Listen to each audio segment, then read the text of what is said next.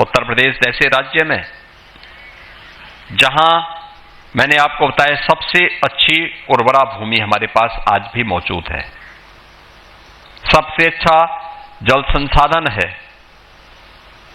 9 climatic zone आज भी उत्तर प्रदेश के अंदर मौजूद हैं। इसके अनुरूप वहां पर थोड़े से प्रयास हों, कैसे लोगों के उसको बदला जा सकता है।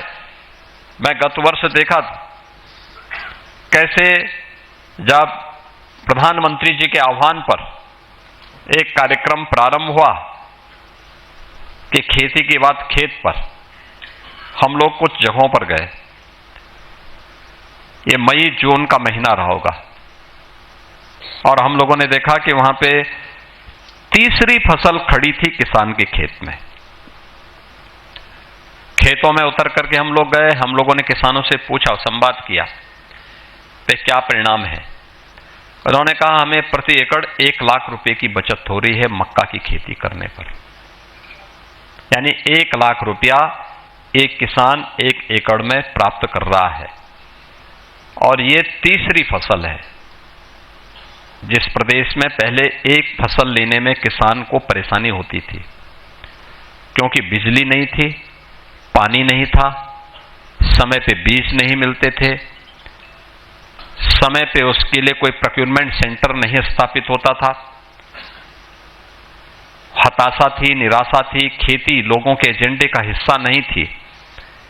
कृषि विज्ञान केंद्र उत्तर प्रदेश में ऐसे पड़े हुए थे जैसे बंजर हो, बड़े बड़े झाड़ उगी हुई थी। और 17 में जब हम लोग इस दिशा में कार्य प्रारंभ किए, उस समय हमारा जो झांसी में सेंट्रल एग्रीकल्चर यूनिवर्सिटी है, उसके जो इस समय के वीसी हैं, उस समय वह कृषि विज्ञान केंद्र की दिशा से उत्तर प्रदेश में आए थे और उस समय उन्होंने इस दिशा में प्रयास प्रारंभ किया। आज मुझे बताते हुए प्रसन्नता है कि कृषि विज्ञान केंद्रों के बारे में जब मैं जानकारी लेता हूं जनपदों में, तो पता लगता है वहां सप्ताह में कोई ना कोई कृषि पर आधारित गोष्ठी और किसानों का प्रशिक्षण कार्यक्रम हो रहा है। डेमोन्स्ट्रेशन के माध्यम से वो किसान को बताते हैं कि ये काम इस रूप में होना चाहिए और इस परिणाम को इस रूप में हम ला सकते हैं। ये चेन बनी है कृषि विज्ञान केंद्र और कृषि विश्वविद्यालयों के आपसी समन्वय के माध्यम से उन वैज्ञानिकों के पोटेंशियल को आगे बढ़ाने का काम आगे बढ़ा है। सरकार ने कृषि और खेती को भी एक एजेंडे का हिस्सा बनाया है और अन्नदाता किसान उसके साथ जुड़ा है।